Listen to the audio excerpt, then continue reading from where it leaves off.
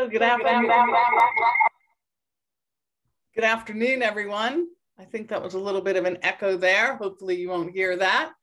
I am thrilled to be here. I'm Audrey Russo, President and CEO of the Pittsburgh Technology Council. And today we kick off our STEM Summit. I'm so excited. We have students and educators joining us from over 122 different educational institutions, which means that some people might be streaming this into their classroom. So there will be other kids. So if you look at our list here, it's really just phenomenal.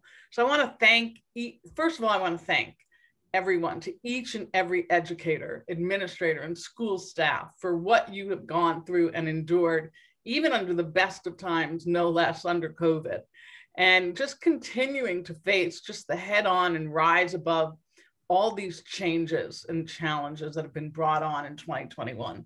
I can't applaud you enough. I'm in awe, actually. I know personally I could not do the work that you do, but our work is to help you do the work that you do. So I applaud you, and I applaud your commitment to the students and the families and all of you. Hopefully we can stay connected these next few days. So at the Pittsburgh Technology Council, we work to connect the talented and curious students of our region to members of more than 1,000 local businesses. And the businesses are mostly in tech or they're working inside of technology, inside their big companies or small companies. It includes manufacturing firms, both advanced and simple manufacturing and life sciences related organizations. There isn't a market sector that we don't really represent. So these industries have come together to help make our region an incredible place to live, work, and build amazing companies. And that together, we're working to change the world. That's what we do at the Tech Council, and that's our belief. We're working on something greater than ourselves, and that's changing this region and changing the world. So if you don't know any of our team, you're going to get to know them. And in a minute, I'm going to introduce Marie Poloni, and you'll see why we are pretty passionate about the work we do. So these companies, these companies recognize that the talents that each of you, the students hold, and are excited that you're excited about the future. We're hopefully going to incite more excitement about the future through the work that we're doing here. So we want to tell you all about some of the fun and exciting jobs and opportunities and solutions that are available to you right here in Pittsburgh and across Southwestern Pennsylvania. We're not making this up. This is the truth. That's the coolest thing about what we're doing. Each and every day, people are blowing our minds in terms of what they're creating, and the opportunities are endless. So this is being recorded, and thanks to Pittsburgh's PCTV, this is also being simultaneously broadcast and will be available on demand on PCTV's website along with our own. So we're thrilled to have you join us today for the first day of this virtual summit, featuring part of the innovative team at BNY Mellon, which will be introduced in a moment by Sujit Gandhi from CGI. So next, I'm going to pass the baton. I want to introduce you to Marie Poloni. She's Director of Talent Attraction, STEM, and Workforce Innovation. And her role is to make sure that we're connecting people, business leaders, students, you name it, to make sure that everyone understands what the opportunities are that cut across science, technology, engineering, math, you name it. It's the new world of work. She is the nerd on our team. She actually is a former science teacher, and she teaches us a lot about what it's like to make sure that we're providing tremendous value. And her energy is just contagious, and she keeps us straight. So I'm passing the baton to Marie. I can't thank all of you. Thank you to our sponsors. Thanks to everyone who's making this magic happen. So take it away, Marie. Thank you, Audrey. Thank you to PMI for kicking us off with that amazing opening. And thanks to all of you for joining us. Today and each day of the STEM Summit, we want maximum participation from all of you. So at the bottom of your screen, you should see a hand and a Q&A. If you have a question, go ahead and type it in and raise your hand. And our student co-host, who is coming to you today from Mr. Dado's classroom, a senior at Quaker Valley High School, Trevor Clark, will do their best to get to your question. Everything is very secure, and so no one will be able to see your questions of both the speakers and all of you. But when the time comes, they'll put a question on your screen for you to answer. And next up, I want to pass it off to CGI's Sujit Gandhi. Thank you, Marie and Audrey. Good afternoon, everyone. What better way to kick off the week than a STEM summit like this? Thanks to technology and the Make It Happen minds, that we are able to do this even when we are remote. I am Sujit Gandhi, Vice President Consulting Services at CGI. Founded in 1976, CGI is among the largest business and IT consulting firms, with around 5,500 end-to-end service clients globally and over 4,000 locations and 76,000 professionals. In the financial industry, CGI has around 12,000 experts helping clients accelerate their digital transformation journey. As the organizations continue to evolve rapidly to adapt to the changing business needs, CGI is insights-driven and helps clients to embrace new business models, modernize technology IT platforms, increase security, and most importantly, to help become a best customer-centric organizations.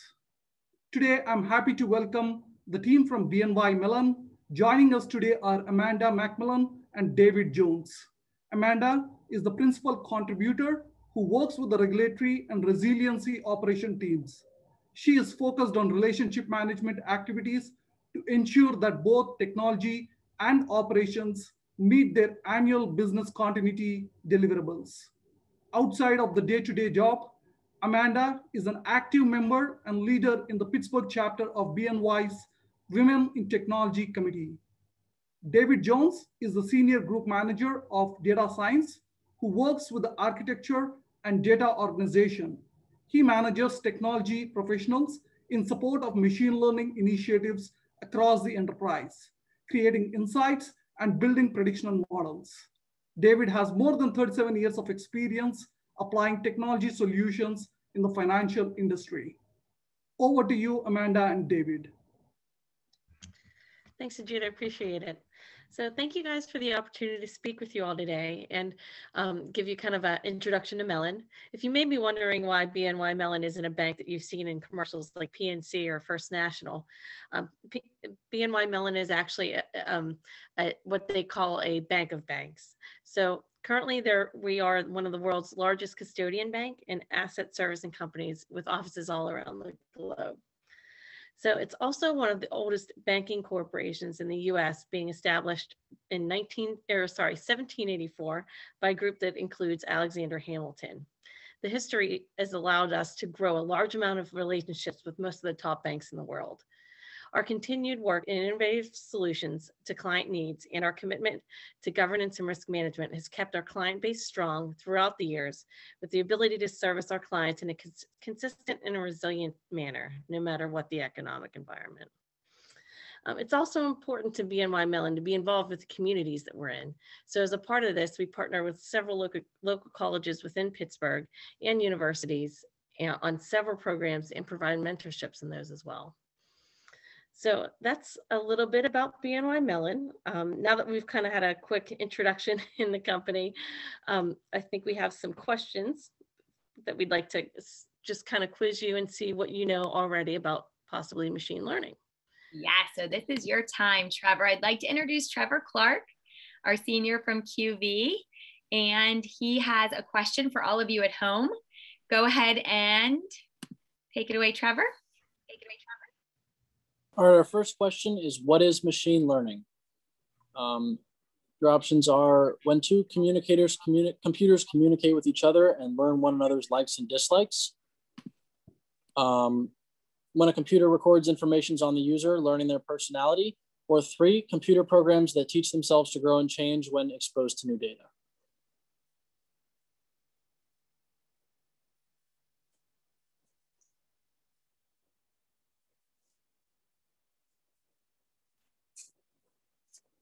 All right, we're going to keep letting everybody log in. I think actually the first question appeared on their screen first, Trevor. So we're going to let them pick this one. Is computers are best at learning on your screen, Trevor? I'm not seeing it. Okay. Okay, I'll leave it up here and let them all log on. So computers are best at learning facts, concepts, procedures, or principles. And then when I end it, Trevor, you should be able to see those shared results. All right, I'm going to end the poll and share those results. Can you see them now, Trevor? Yes. Okay, go ahead and say which one came in at the top. So procedures came in top at 67%. Nice job. Is that the right answer, Trevor? The correct answer is 1, facts. 1 fact. So that came in at 14%. Those facts maybe lead to procedures though. So I'm kind of excited to see what Amanda and David have to say about that. All right, I'm going to launch the second question. So here you go. Let's try this one now.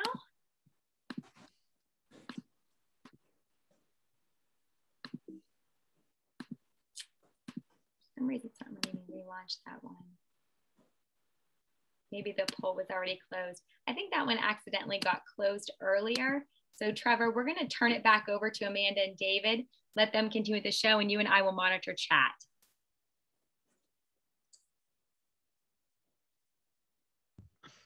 Okay, Amy, do you mind moving over to slide 4? Okay, so just as a quick introduction before I let Dave be the expert and explain machine learning. Machine learning is basically a set of techniques that allows us to teach computers the ability to learn. So machine learning really focuses on the development of computer programs that can teach themselves to grow and change when they're exposed to new data. Machine learning also searches through data and looks for patterns and uses that information to improve the program's own understanding and then detect patterns in the data and adjust the program accordingly. So the next slide. Amy. So now that we've kind of had a high overview of the of machine learning, I'm going to hand it off to David. There we. Oh, I'm sorry. So why machine learning is basically there's several different use cases for machine learning.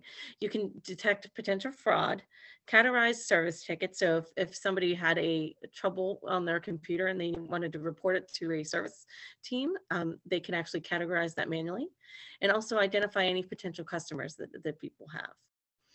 So now that we've run over some use cases, we'll turn it over to David, who's the machine learning expert, and he'll tell us a little bit more. Thanks, Amanda. Thank you very much. And the first thing I just want to clear up, I'm not going to teach you machine learning here. I'm not going to go into the different algorithms. But what I would like to impress you with you on is that, you know, one thing that's really great about STEM is that it's always changing. And, you know, you heard earlier that I have 37 years of experience. My career has changed. Oh, please stay. Thank you. Things change all the time. And one of the exciting things is being able to change with technology changes. And if you look at machine learning today, this is a very hot area. This is an area that they're constantly coming up with new insights and new ways of looking at things. And, you know, I started out as a programmer. I programmed in Fortran originally, so it takes you pretty far back.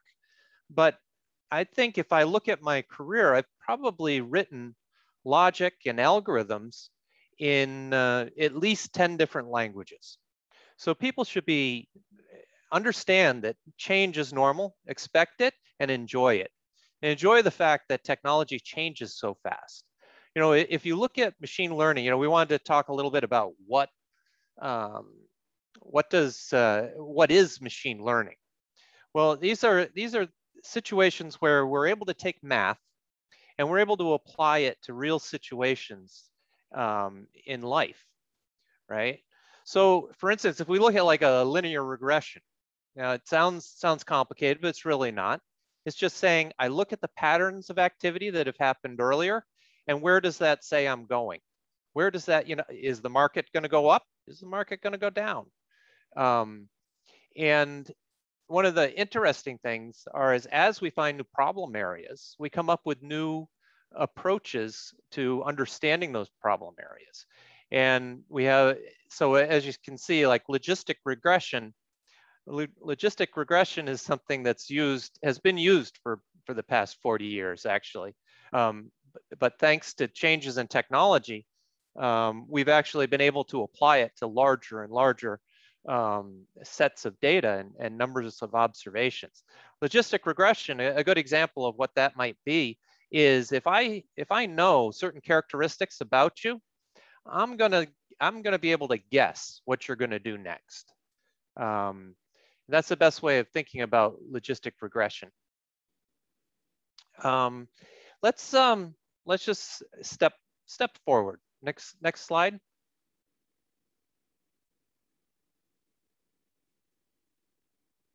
So one of the things I wanted to highlight, I mentioned to you that you know, my career has changed many times, and my career has changed because of innovations in the STEM career. If you think about it, those innovations are driven by the STEM careers. You know, in 1981, I remember when IBM came out with the IBM PC. You know, this really started the rapid acceleration, and it took a fair number of years to gather speed, but things started getting faster and faster. In 1992, we had the smartphones come out, right? But people didn't really pick up on them until 2007. In 2007, you know, everybody had in their hands a computer that was stronger than the computer that I worked on with an entire team of developers. Now, if you look forward, you can see that it's just continuing to grow, and it's really being accelerated by data. It's really being accelerated by the growth in data, and how we're able to apply mathematical algorithms to that data. So one of the really great things that was brought out early a number of years ago was the Internet of Things, and what that really is driving is that all devices can actually be connected to the internet, and because of that, we're gathering more and more data about those devices. This data can be applied in many different ways that we've never even thought of before. Now that everything is connected, in one example, we're able to optimize the planting of, say, corn, because now we collect the temperature changes in the oceans, and because we collect all of the feedback from the farm machinery about how far apart the seeds are planted, what are the different pictures from space. You think of the Google satellite pictures. Well, that goes into predicting how best to plant a row of corn, and this is the reality today. Shall we go? Can we go to the next slide?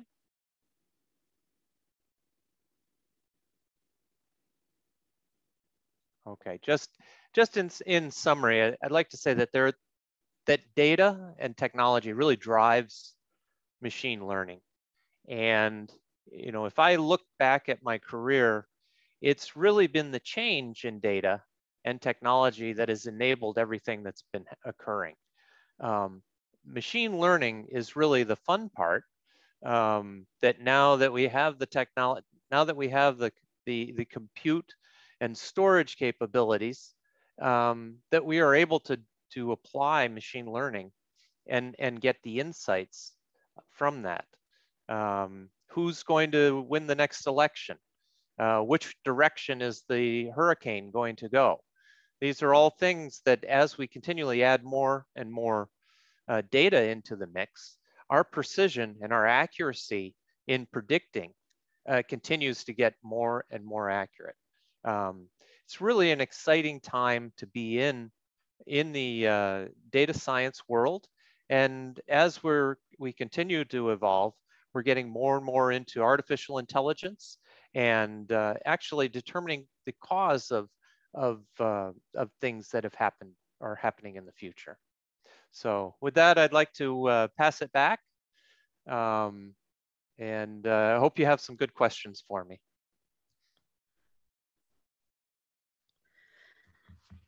So, so thank you, David. So now that we heard from David, we actually would like to invite you guys to try an application that actually uses machine learning. So you'll see a link on your screen, and actually there will also be a link posted in the chat where we'd kind of like to take a moment for everybody to try and get a little more familiarity with machine learning. So basically what this app is going to do when you guys get it up is it will actually ask you to draw something. And as you're drawing it, it's going to try to guess what you're drawing as you work through the game. So Amy, if you can pull it up and see, for those of you who can't get to the link, Amy's actually also going to do it as well so that you can actually see it if you aren't able to access it. Yes, I just need to reshare. 1 second.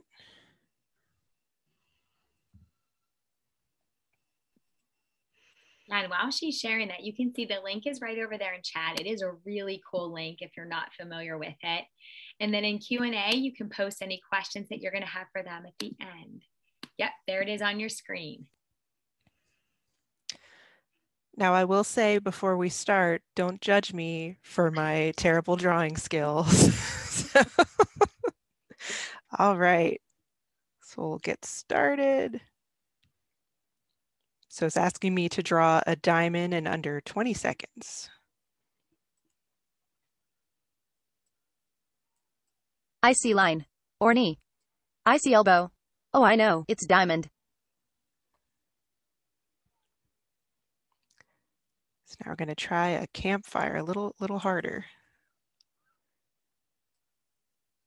I see rhinoceros, or pliers, or mountain. Oh, I know, it's campfire. Pretty impressive. All right, we're going to try to draw this sheep.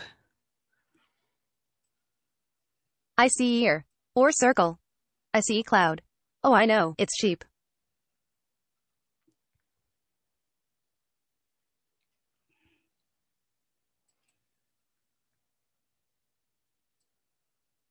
I see trombone, or elbow. Oh, I know, it's bow tie.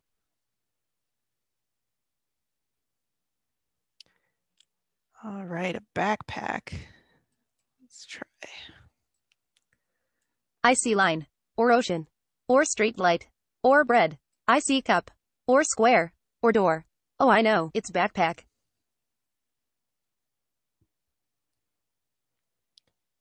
Ooh, this is a tough one. Passport. Ooh. I see line. I see leg, or broom, or notebook. Oh, I know, it's passport. Way to go, Amy. Amy. So we'll give you guys a few seconds to, if you guys are doing it on your machines, to catch up, and then we'll talk about it.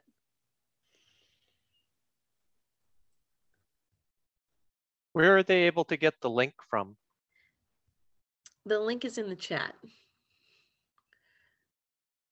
Do you want me to put it back on screen too? I can do that. Yeah, that would probably help, Amy. Sure.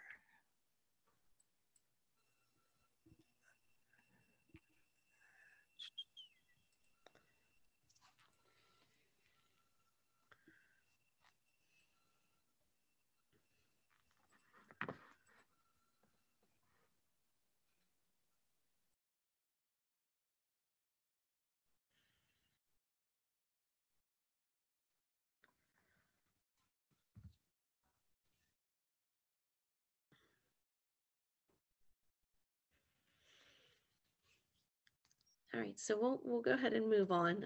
So I hope that you guys all liked the application, but figured why don't we kind of talk you through kind of how does it work? So basically this game was built with machine learning. So as you draw, the network tries to guess what you're drawing. So of course it doesn't always figure out what you have, but the more you play with it, the more the computer actually learns. So they had it initially trained on things, and then they hope to grow it over time as people continue playing with the application. So they used this application to kind of show how machine learning is used in a fun way. So that's basically all we had for machine learning. So would love to open it up if anybody has questions or comments. All right, Trevor, if you go ahead and click on the Q&A, it looks like there's 2 questions in the chat. And then Trevor, also, if you had any questions of your own, and students out in the audience, please feel free to type questions into the Q&A.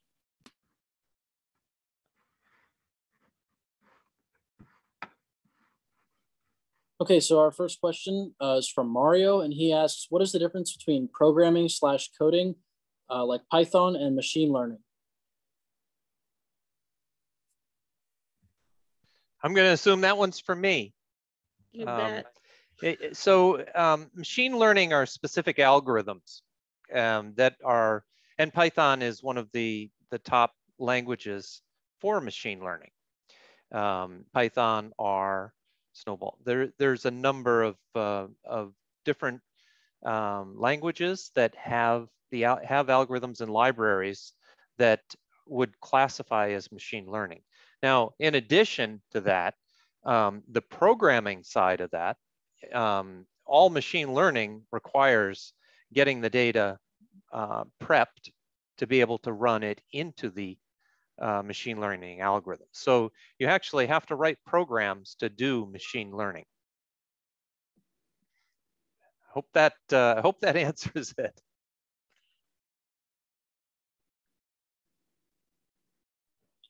Okay, our second question is from Beth, and she asks, is it guessing with a certain limited set of options? This is the drawing game? I believe so.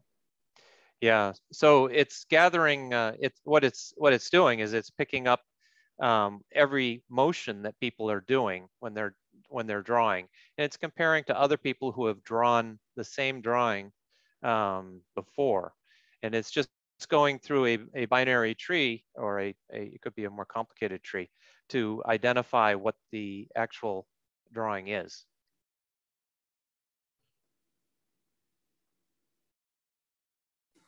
Okay, Leo asks, how do you see machine learning changing in the future? That's an excellent question, because one of the things I was trying to say earlier was that machine learning really is constantly changing, and it's actually it changes so quickly that our processes and procedures and how we handle it really has a trouble keeping up. But how I could see it applying is it will continue to delve into more and more use cases in our everyday life.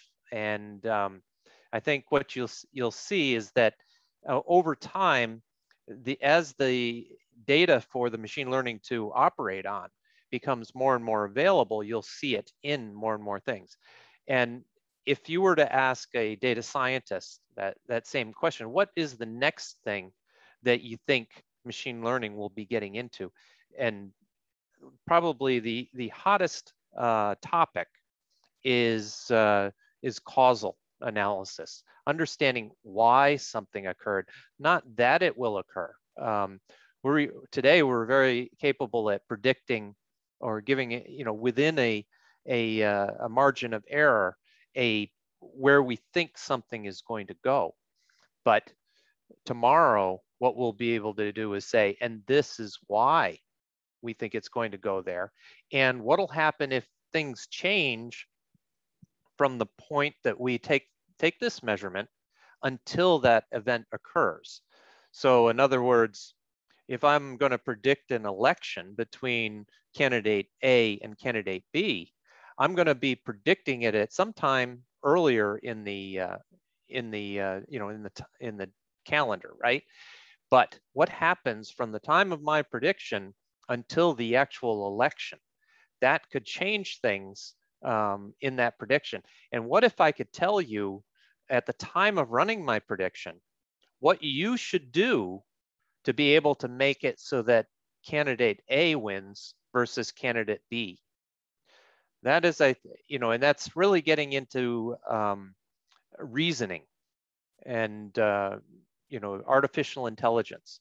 So that is, I think that's where you'll see machine learning going.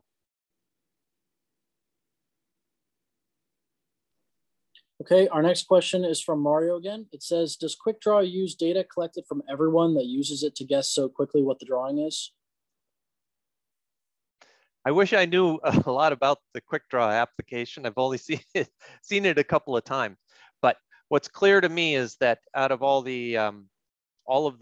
if you go into it multiple times, you'll continually get more and more different drawings to draw.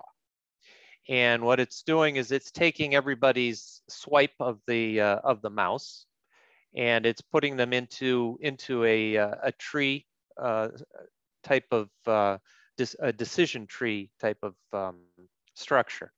I'm just guessing on this, but in other words, it says, oh, when you drew the line horizontal, well, X number of people drew that line horizontally and were doing this drawing. And when you then followed by the line going down, they realize, oh, well, now it's this many people did that and came up with this drawing. Now, it's going to answer that answer. It's going to give you a specific drawing as soon as it knows definitively what you're drawing by the pattern that you've hit, right? So it may take 3 different strokes of the mouse to tell that, but depending upon what features you drew in your drawing, it may take longer or shorter, because depends on how you aligned with the pattern that others did. So that's how it's learning. Okay, our next question answers it. I feel like I was rambling. Sorry, Trevor. Go ahead. You're fine. Our next question is from Eris, who asks, is machine learning used to help train computers and other digital devices to know certain things? So yes, and no. I would say computers don't know anything. They don't know anything until you tell them. So there's machine learning allows the computer to simulate a decision and to apply certain controls on that decision, so that it has a lot of confidence in what conditions have been applied. But a computer has no real recollection or creative thought. You have to program that. So I hope that kind of answers it. Okay, next we have, how long has machine learning been around and why was it created? Wow, that's a good question. I don't even know that. I mean, I learned machine learning algorithms in college, and it was definitely around before that. Realize it's not a machine learning. These algorithms, many of them, though they do change, and we add on additional ways of looking at them all the time. In history, we were very limited by what we could do. In fact, if I go back to when I was, in college, and when I first started my career back in the 1980s, we spent a lot of time focusing on how we sample data. Today, no one really thinks about sampling data. Today, people think about using all the data they can. And when we sample data, apply the machine learning, but you're really limited by how much data you can consume. So machine learning really started out as we started to scale with parallelism and being able to scale horizontally and apply logic in massively parallel processing. So even though we had machine learning, 50 years ago, we really weren't able to reflect anything that was, in real life like we do today.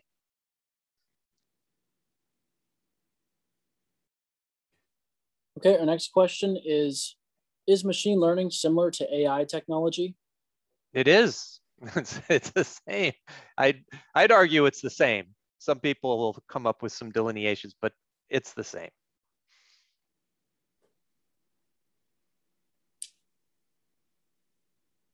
What other machine learning languages are there besides Python? Well, probably the most common one used nowadays is R. If you asked me that question, say 10 years ago or 15 years ago, I would say SAS was the number one language. There have been many languages, and I don't even want to try to come up with a list, but most of the languages were developed around specific use cases and specific situations. So if I'm going to do machine learning on images, for instance, I'm going to probably want something that is tuned for that.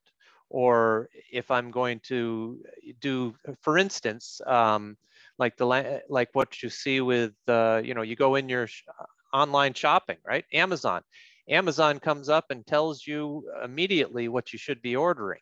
They look at who you are, what you've ordered in the past, and what other people are ordering at this moment. What's happening in your region? They're looking at all these things. So they're not programming in Python. They may have started out coming up with these algorithms in Python, but because of the scale, the volume, the speed, they've probably put it into something like C++. So almost anything can run an algorithm. Those algorithms that I had on that slide, they are simply math. It's math. And the real question is, do I have enough power? Do I have enough data to actually apply that math? And speed. So the Python, we talk about Python. It's an interpreted language. It actually is very limiting in that respect. But it is where most people work, because right now things are changing so fast that an interpreted language is much easier to work with. How will machine learning in the future address bias in data sets? Oh, that's an unfair question. Machine learning already has to address those items, okay? And you should always be addressing things such as bias. You are making a decision based on the data you're looking at. You may be making some preconceived decisions in how you're formatting the data, organizing the data. All these things actually have an impact on the quality of your results. And one of the key things is that you monitor and you watch for drift, you watch for changes over time.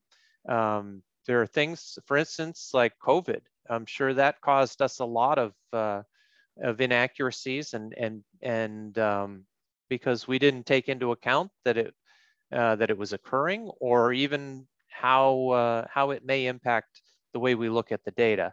So addressing bias is by always taking it into account. I think that's the best way to say it.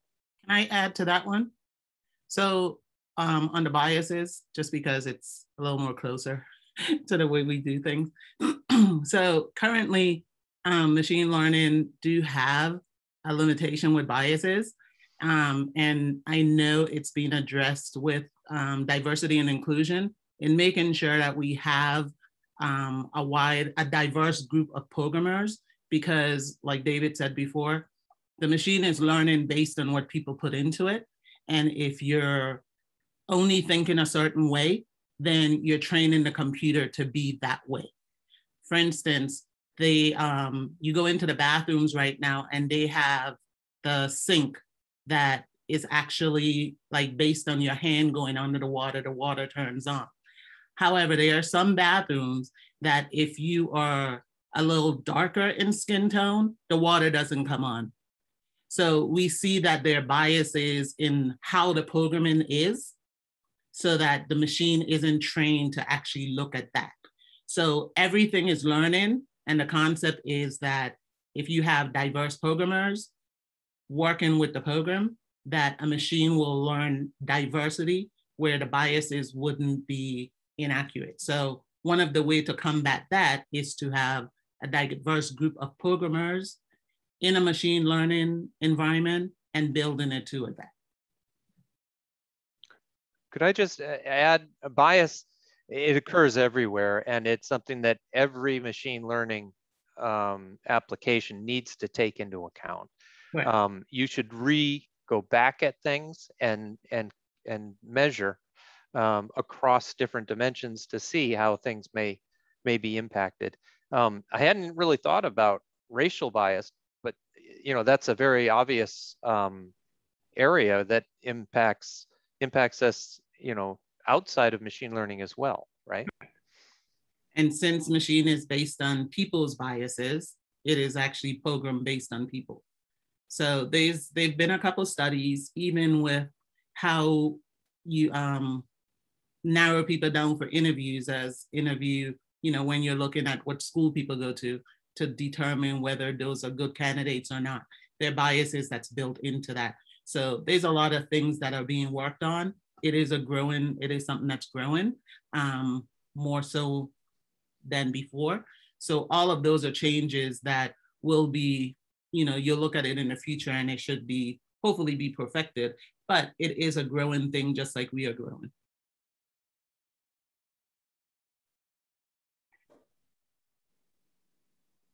All right, we have, was the Quick Draw program utilizing the Cartesian coordinate system to recognize the images? So that's in the ingestion, I'm assuming, and I can't answer that actually. I don't know the application well enough. I don't know that at all actually. I'm just looking at it from running it a few times. Okay. Yesterday, I watched Rawson Reports where he showed robots delivering items on college campuses. Are the robots using machine learning? They would. Well, so if you think about it, the robots are executing algorithms, right? But the people who program those robots are going to want to take a backfeed of successes and failures to get actual results of problems so that they can learn. I know they've had challenges with things that they didn't expect, like talking about biases. And in Australia, those vehicles had trouble with kangaroos. They didn't expect something that went up and down. Things like that, right? So the machine learning what's key to machine learning is to take a backfeed and to continue to get better data to then tune what decisions it's making.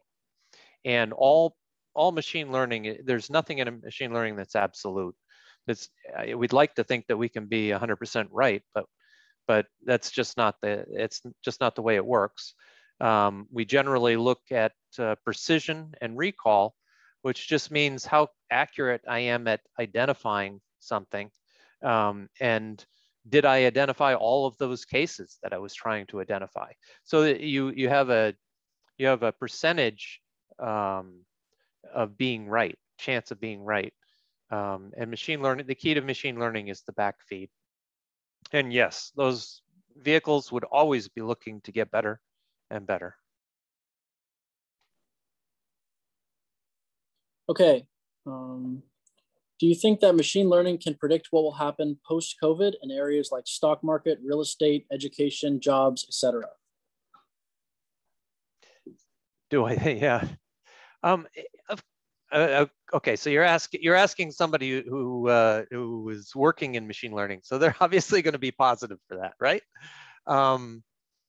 You know, a lot of people think that they can just manage from the gut and make correct decisions just on this on a snap. Machine learning is only going to be as accurate as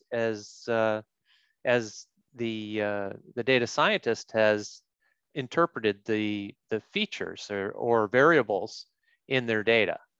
Can I ingest everything that's happening in society so that I understand all of those things that might affect, what was it, Trevor said, the market, whatever, what else did we say? Real estate, stock market, education, jobs.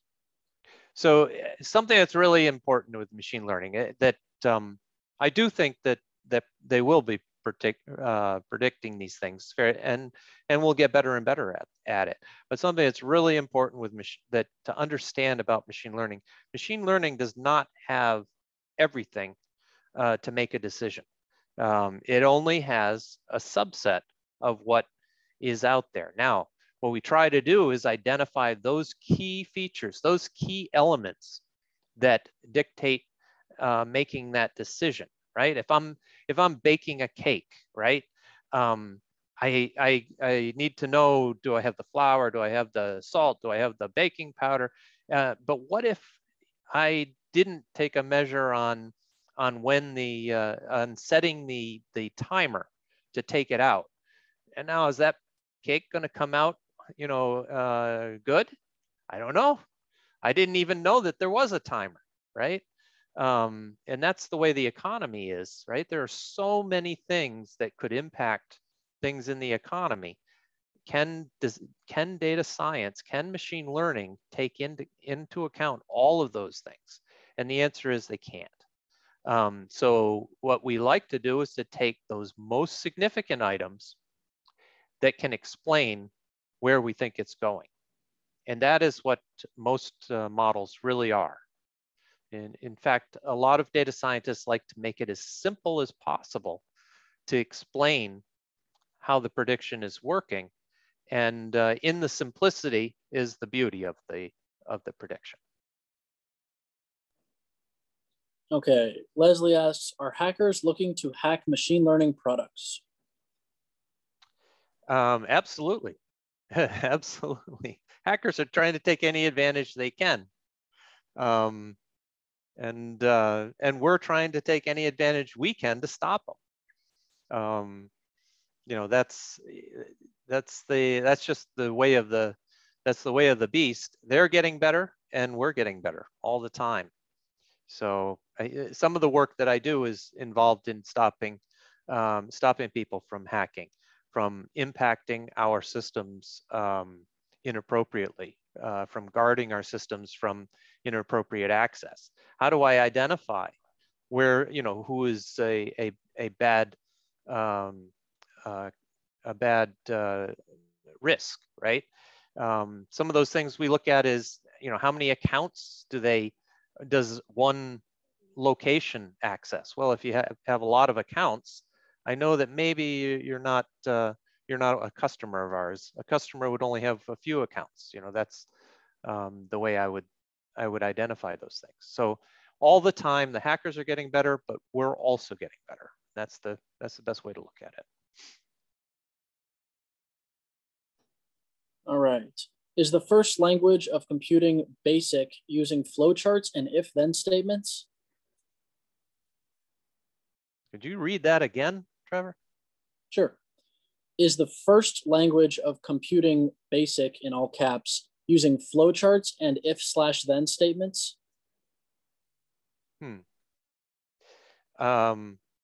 So BASIC, I wouldn't say was the first language, but it was on the IBM PC when it came out. The first language really is assembly language. And people are still write in assembly today just because of its efficiency. And if I was to say what, in assembly language, there's very few operations. It's all bitwise types of actions. In binary, it converts directly to binary. That would be the first language, and every computer runs on assembly language.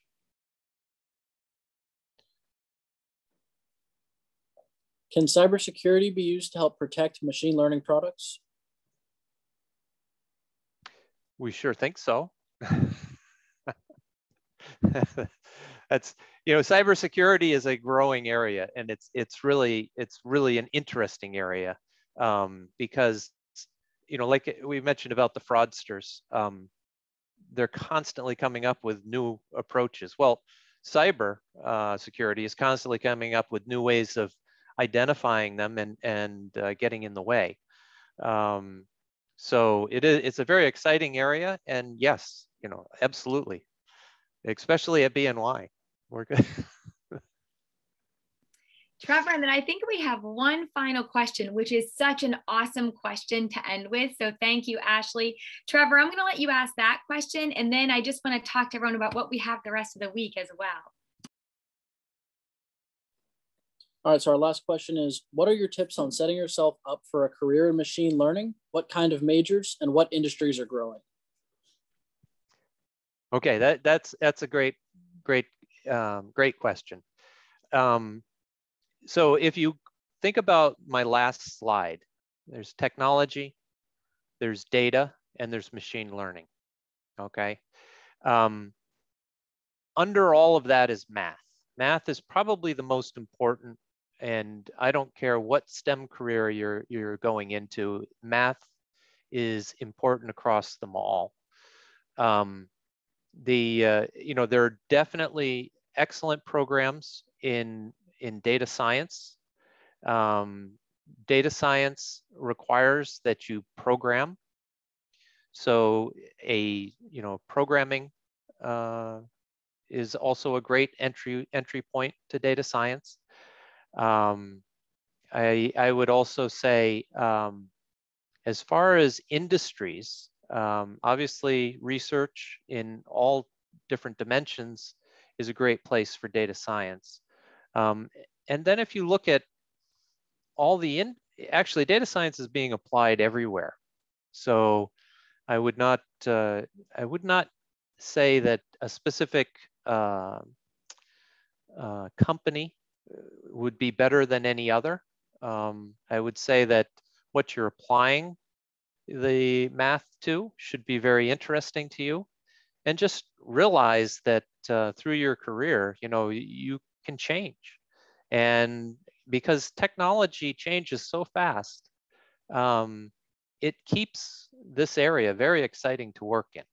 And it also allows you to move and change careers and adjust. One decision is not, does not end it all. If you choose to get a degree in economics, right? That's still a great place to go. You get your master's in statistics or data science, and you can apply it, as well as computer programming, mathematics, statistics. Any of these are great places to start. Actually, all of the hardcore sciences are also great places to start because they so depend on statistics and programming. So really, it's unlimited, I'd like to say. Thank you so much, David. Thank you, Amanda. Thank you, Cynthia from BNY Mellon. Trevor, you did a fantastic job, my friend. You have a bright future ahead of you. The three of you taught us so much today. I can't believe how much I learned, and I'm so glad we had so much time for all of those questions. Thank you, audience, for all of your amazing questions. None of this would be possible without our sponsors, so I want to give a huge shout out to SDLC Partners, BNY Mellon, Philips, CGI, Highmark, Industrial Scientific, Gecko Robotics, GiftJet, and Sheets. And I also just want to talk a little bit about what's coming up still this week. So BNY Mellon kicked it off today. Tomorrow we have SDLC partners, which they are going to be presenting about something that you are all very familiar with. UX designers, which you might not be familiar with, but the work that they do in programs like Instagram, like TikTok, showing how that is all applied. It's going to be really cool. Astrobotic is on Wednesday. If you're not familiar with Astrobotic, these guys are a Pittsburgh company that send rockets to the moon. We're going to have them on, all of their technology that they work on in partnership with NASA, along with the Moonshot Museum, which is opening here in Pittsburgh. Gecko Robotics is Thursday. These guys make industrial robots that actually go inside of industrial sites, warehouses, manufacturing plants, water towers, and look for structural defects and climb the walls just like a gecko. So you do not want to miss that. And then we have Dr. Joe on Friday. Dr. Joe, this actually is not going to be recorded because of the nature of the content he's going to be talking about. So please make sure you join in live. He's going to be talking about concussions and spinal injuries with professional athletes, along with the engineering around the equipment that helps to protect them. So please join us again the rest of the week. Spread the word, but the STEM Summit is just getting started. So thank you, BNY Mellon. Thank you, Trevor. Everyone have a great day and see you tomorrow.